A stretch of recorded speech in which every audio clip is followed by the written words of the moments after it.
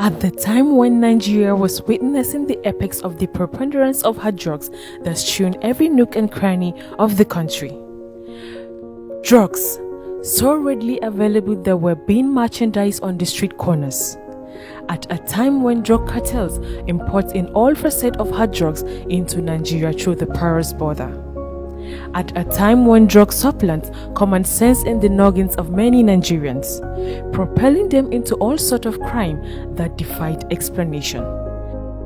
At a time when drug cartels trade in the utmost comfort and serenity without fear of the known or the unknown, and garnered the effrontery to not only make Nigeria a consumer of hard drugs, but to make it an exporter and a transit country. At a time when the nation was witnessing a drug epidemic with over 15 million users, amounting to a whopping 14.4% of Nigeria's inhabitants, it was that bad. It was that worrisome. Then, amid the harsh dissonant clamor for immediate action against the monster, the need for a solution emerged. To defeat the enemy, a war must be proclaimed, violently and fiercely. The foe who delivers torment to its users and ruin those around them must be fought. The war was unquestionably necessary, for the situation demanded it, defeat or be vanquished. The Grand Commander of the Federal Republic, having considered all available options, reckoned that there was a high need for a competent commander to lead the nation's battle with the monster of drug abuse. A commander with overwhelming experience and a sterling reputation of expertise and delivery. All hands were pointed to a son of Adamawa, a former army general who had written his name in gold in the hearts of Nigerians over time. A bold strategist who accomplished the unthinkable in Lagos by taming the state and ridding it of the then rising robbery and thuggery. An illustrious Adamawa native who whittled down Lagos' high crime rates at a period when it appeared impossible. That is how the retired general returned to public duty. Despite having given more than enough to the country, he decided not to stymie himself when destiny called upon him to serve once again.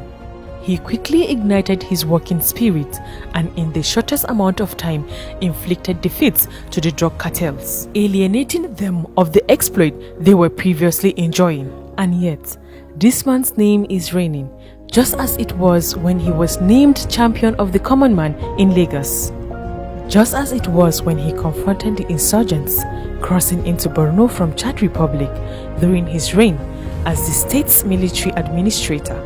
And just as it was during his early military days when he authored a book that would later be a subject of study in the military training centers around the world.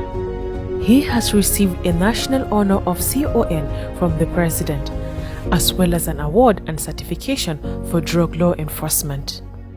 He has been honored by the Human Rights Writers Association of Nigeria.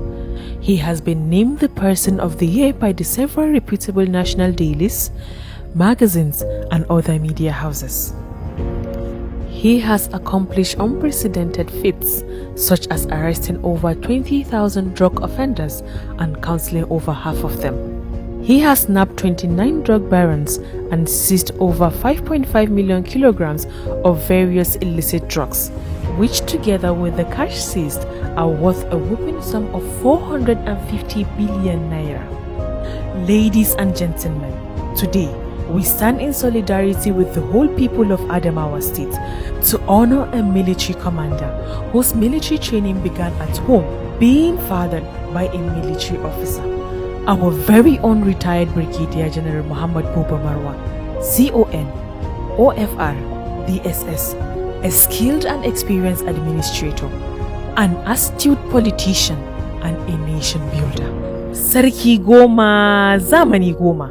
Soja mazan fama, soja mai maganin tsageren zamani, soja sarkin aiki, soja, wani sojan sai general. Adamawa na tutiya da kai, Adamawa na alfahari da kai.